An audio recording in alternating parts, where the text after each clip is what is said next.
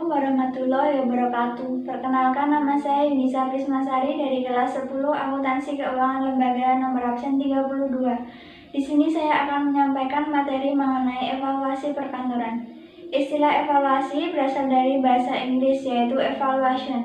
Menurut Edwin Ward dan General Wigborn, evaluasi adalah suatu tindakan atau suatu proses untuk menentukan nilai daripada sesuatu.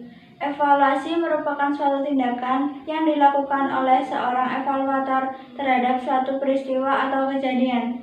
Tindakan ini mengandung maksud untuk memberikan arti atau makna dari kejadian itu, sehingga dapat diproses lebih lanjut. Tindakan tersebut dilakukan atas dasar objektivitas dan integritas. Hal ini dilakukan agar hasil yang diperoleh dapat memberikan kepuasan bagi semua pihak. Yang kedua, tujuan evaluasi untuk mengumpulkan atau memperoleh tentang hasil-hasil yang telah tercapai pada akhir suatu periode pelaksanaan program. Untuk mengetahui kesulitan atau hambatan yang dialami dalam pelaksanaan program. Untuk memperoleh dasar bagi pembuatan atau pengambilan keputusan dalam penyusunan langkah-langkah atau kebijakan yang akan ditempuh dalam periode berikutnya. Untuk menghindari gangguan atau hambatan serta menjamin efektivitas dan efisien kerja pada periode berikutnya. Yang ketiga, fungsi evaluasi sebagai penyusun laporan yang lengkap data akurat dalam pengambilan keputusan, memudahkan merencanakan evaluasi dengan tujuan pendidikan dan instruksional yang mencapai 3 cakup menurut Mayer, yaitu performance, conditions, criterions. Yang keempat, ruang lingkup evaluasi. Ruang lingkup evaluasi ini berhubungan dengannya dievaluasi yang ada beberapa jenis evaluasi, yaitu short-term evaluation dilakukan sebagai kegiatan check-up terhadap treatment baru yang diintrodusir. Waktu ini yang digunakan paling lama 1 minggu. Medium-term evaluation dilakukan untuk mengevaluasi suatu proyek berkurikulum yang dapat dilaksanakan antara 1 sampai 4 tahun. Long-term survey yaitu evaluasi yang dilakukan terhadap sekolah yang melakukan suatu program dengan menggunakan berbagai instrumen.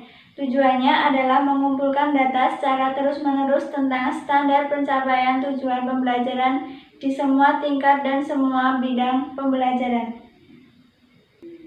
Yang kelima, prosedur pelaksanaan evaluasi. Secara garis besar, langkah-langkah yang ditempuh dalam evaluasi program adalah sebagai berikut.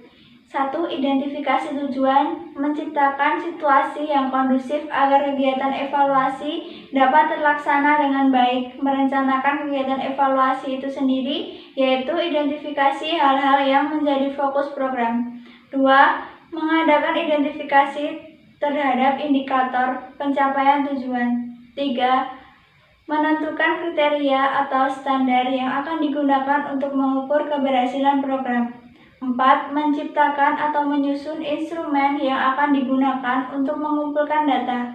5. Menentukan garis besar laporan evaluasi atau sistematika, jenis laporan, alamat laporan, dan isi laporan. 6. Pelaksanaan dan penyusunan laporan. Yang keenam adalah model-model evaluasi. Model-model evaluasi sebagai berikut. Yang pertama, evaluasi konteks meliputi perumusan tujuan kegiatan evaluasi dan lingkungan atau kondisi di mana program berlangsung. Yang kedua, evaluasi proses berlangsung pada saat dilaksanakannya program. Yang ketiga, evaluasi produk atau hasil, yaitu mengadakan evaluasi terhadap keluaran atau output dari program.